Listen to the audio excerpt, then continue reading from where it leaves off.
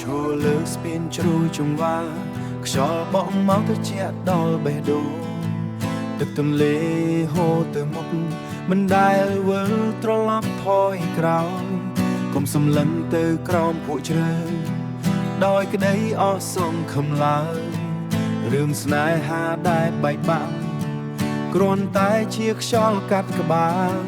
ទុកសោកវានឹងកន្លងហួងដូចជារដូវប្រាំងដែលហួតហែងមិត្តអើយកុំទុកឲ្យភាពងងឹតដឹកនាំផ្លូវអ្នកដើរខុស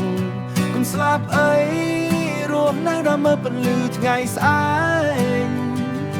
រាល់បញ្ហាដែលជួបប្រទះតែមានច្រកចេញជានិច្ចមានច្រកជានិច្ចរស់នៅដើម្បីជួបមនុស្សថ្មីដែលគេស្រឡាញ់អ្នកពិតកុំបងជីវិតដ៏មានតម្លៃដោយសារតែចិត្តមួយពេលនឹកដល់ញើសឈាមលោកឪពុកដែលខំធ្វើការហត់នឿយដើម្បីចិញ្ចឹមរូបអ្នកឲ្យមានរូបរាងធំធាត់ដល់ថ្ងៃនេះផ្លូវដែលអ្នកចង់ដើរទៅវានាំទៅរកសេចក្តីទុក្ខវេទនាបាបកម្មនៃការជីវិតនឹងតាមលងបន្លាយក្នុងភពងឹតសត្វវោនៃការជីវិតនឹងតាមលងបន្លាយក្នុងភពងឹតសត្វវោរោគនឹងយំសោកព្រោះតែការសម្រេចចិត្តដ៏ខ្លីអោកូនសម្លាញ់មាសម្ដាយអើយកូនអើយកូនមាសម្ដាយ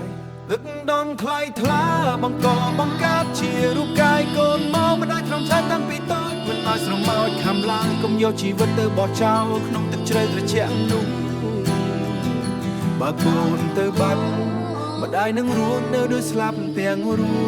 មដូចស្លាប់ទាំងរួមកុំស្លាប់អី